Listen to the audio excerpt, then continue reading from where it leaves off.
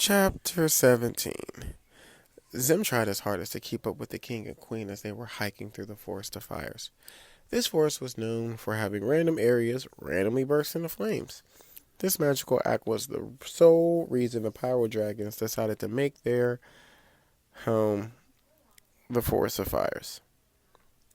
As he was hiking, he realized that the royals had done this before, as they knew what turn to make and when to stop so they wouldn't get burned. Although he did admire their navigation, he did have something on his mind. King Areo, Queen Shanica, where are we going? Isn't it obvious? Queen Shanica answered. She knew King Areo was going to make her answer whether she wanted to or not. We're going to go see the Alpha of the Pyrodragons, Zempyro, your father. Zem immediately stopped walking. Every emotion that he first felt when he came to the Dragonlands and discovered who he really was all coming back to him. The king and queen knew he was going to stop, so they stopped right with him. Zem, you have to keep walking. You can feel all those emotions, but I need the boy that can shoot lightning from the sky to come back and keep walking. The king and the queen were surprised from the recent days to find out that not only is Zem an Electrodragon, a subset and were dragon of the Pyrodragons, but he can control electricity and the weather. The two of them kept walking, knowing he was going to fall behind. So, you weren't going to tell me that we were going to meet my bio dad? The frustration in his voice was beginning to rise. We told you now, Queen Shanika stated. Zem, you knew one day you were going to meet him. We did say it was going to be sooner rather than later.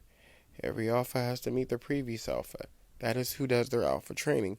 You know this, Dragon Master. She smiled. Yes, but who says I'm the next alpha of the Pyrodragons? When you were born, she stopped as the tree in front of her was engulfed in the flames for 5 seconds, then returned as nothing happened. You had a 3-tone egg, black, purple, red.